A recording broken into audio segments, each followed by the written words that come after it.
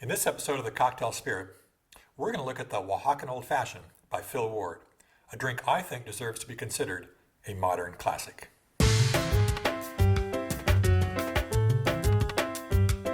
Welcome to The Cocktail Spirit from Small Screen Network. I'm your host, Robert Hess.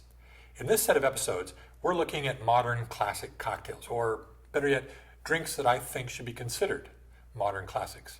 So what should it mean to be a modern classic cocktail? I think the drink needs to be approachable. And by that, I mean the drink needs to be tasty, for one thing. Bartenders need to know how to make it, for another. Customers need to know to order it. And all bars need to have the ingredients on hand to be able to make it at a moment's notice. In this episode, we're going to look at the Oaxacan Old Fashioned, created by Phil Ward at Death & Company in New York. Now, a Oaxacan Old Fashioned is kind of a twist on what you might otherwise call a tequila old fashioned. Now, a tequila old fashioned would simply be tequila, a sweetener of some sort, probably an agave syrup with what people use, and some form of bitters. That's just what an old fashioned is. But a Oaxacan old fashioned is something slightly different. Phil Ward describes it as one of his aha moments in using mezcal in a cocktail. Now, mezcal, if you're not familiar with it, is to tequila similar to what brandy is to cognac. Now, brandy is a spirit made from fruit, usually grapes, and cognac is a brandy that can only come from the cognac region of France. Mezcal is the brandy here. Mezcal is the overall category, and tequila is a special version of mezcal that can only come from a certain region of Mexico. And there's other aspects of it in manufacture. Mezcal used to be kind of this passé spirit. You know, people weren't drinking it that much, and the mezcals we got here in America were relatively cheap in more ways than one.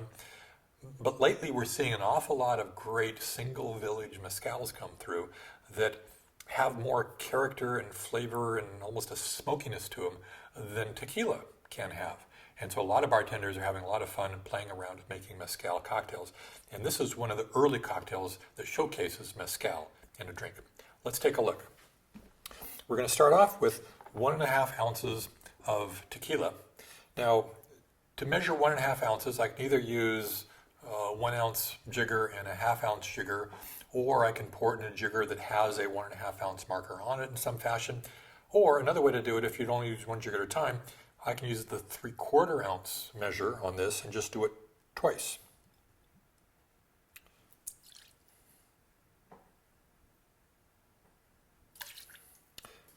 And next we add a 1/2 ounce of mezcal. And I'm using the Vida mezcal here.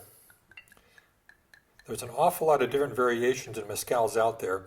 And so if you don't have access to the mezcal I'm using, you have other mezcals available, what you want to do is try a couple of different ones to find out which one you think really makes this drink properly. We're then using a teaspoon of an amber agave syrup.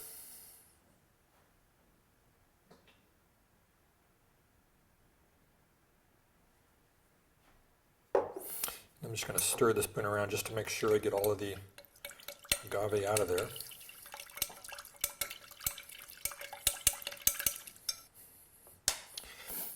And then 2 dashes of an aromatic bitters.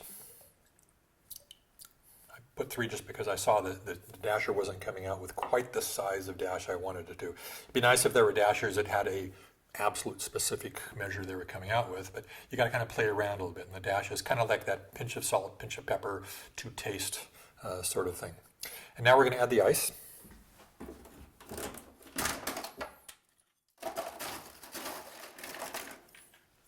Both to our rocks glass.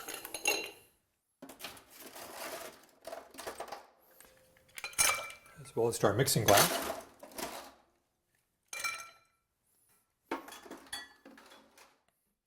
Give it a stir to chill.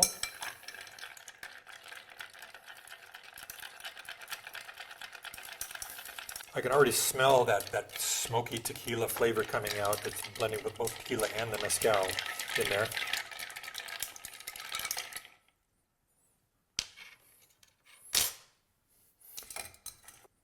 We strain this into our glass.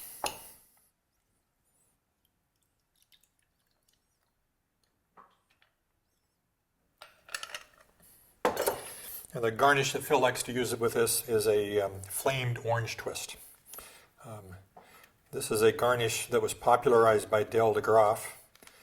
He famously uses it in his Cosmopolitan as well as a couple other drinks.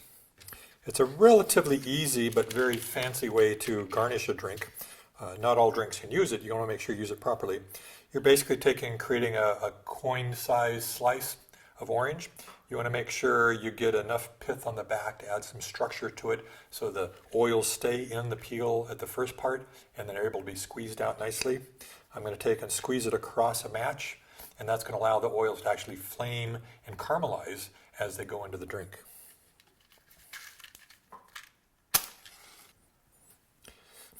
I like to light my match and let it burn for a little bit just to get all the sulfurs off of it. You then want to warm up the outside of the orange twist and then squeeze. Then take the twist and give it a nice twist to express more oils on the outside. You're going to get both a combination of the caramelized oils as well as the fresh oils on the inside, and then add that to the drink along with a couple straws.